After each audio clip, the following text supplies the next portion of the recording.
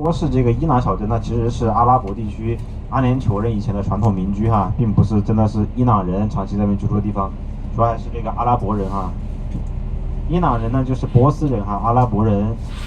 是阿拉伯人，这个不太一样哈。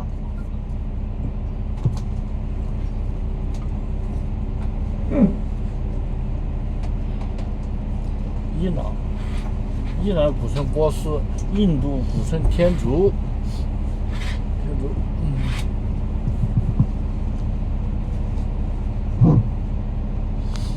在现在来说哈，像伊朗人哈，大家对这个称呼可能会比较熟悉一些，说的比较多一些哈。那伊朗人也是跟中国一样哈，它内部不只是一个民族，还有很多的哈人种，包括它有这个阿塞拜疆人，比如说这个阿塞拜疆人哈，就是比较出名的。大家都知道，伊朗是一个政教合一的国家哈，政治和宗教合一的一个国家，宗教最高领导人也是政治最高领导人哈。那这个所谓的总统哈，所谓的总统只是所谓的总统哈，大家应该知道这个问题对不对？他每次说话，他说不打了，不打海湾国家了，没有用，对不对？没人听他的，革命卫队根本不管他哈。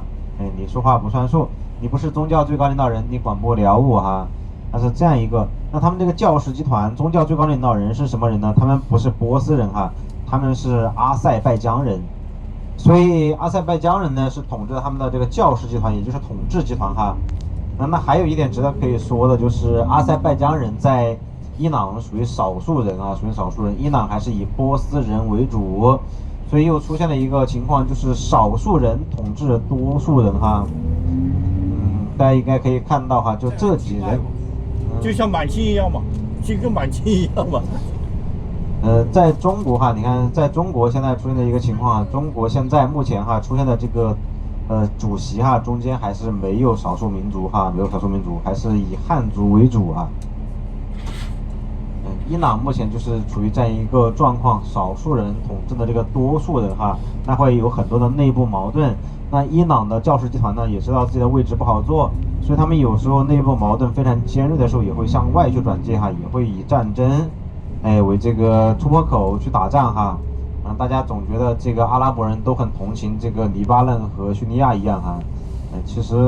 关我屁事儿是吧？那是关我屁事儿哈。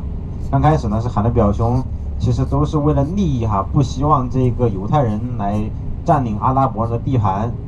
也不希望他们插手中东的事务，更是希望能够在以色列和黎巴嫩、叙利亚这块地区去分一杯自己的羹哈，去占领一块自己的地盘。当然同情还是很同情的哈，但是利益至上还是这样的哈。前面很快我们就到达这个伊朗小镇了哈，那还是跟大家有必要提醒一下，这个伊朗小镇呢，以前是阿拉伯人生存的地方，现在呢不是了哈，现在也是把它做一个旅游景点，开放出来，有点像我们中国的这种风情街一样哈，就像后面打造的一个风情街一样，里面呢也是那种小商铺哈，那你就会发现里面有95%以上的东西全部来自于中国哈，你可能会看到一些什么布偶、玩偶、冰箱贴，很多很多的，还有什么丝巾、围巾哈，包括他们的衣服哈，都是中国产的哈，都是中国产的，95%吧及以上都是中国产的。对 ，Made in China 哈，Made in PRC，都是专业一点，旅游产品哈，都是旅游产品。PRC。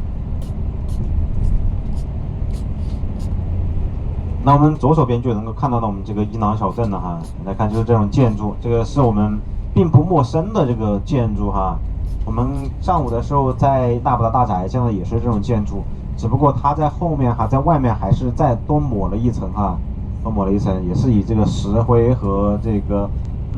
沙哈为主的混合在裹在上面的。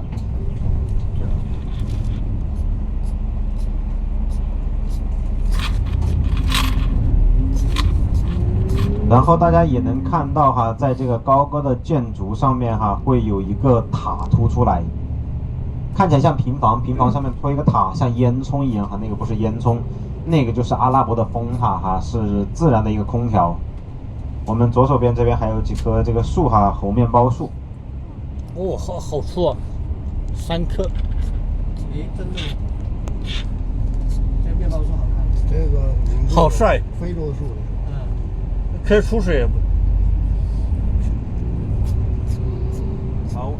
好，我们马上到伊能小镇了哈，我们这儿大概是30分钟左右的一个时间哈。它树干大不大？只有那么点在上面去开分支了。这树很大。